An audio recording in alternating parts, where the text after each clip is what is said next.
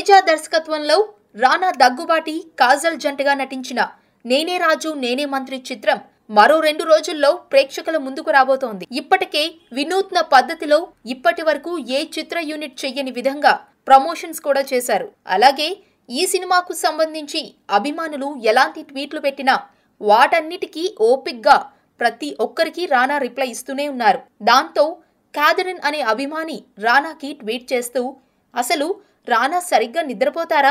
ప్రచార కార్యక్రమాలు, షూటింగ్లతో ఓ యంత్రంలా పనిచేస్తున్నారు. అసలు ఆయనకి 8 గంటల నిద్ర ఉంటుందా అని రానాకి ట్వీట్ చేసింది. ఆ అభిమాని ట్వీట్ కి రానా రిప్లై ఇస్తూ, మీరంతా సినిమా చూసాకే నేను నిద్రపోతాను అని సమాధానమిచ్చారు.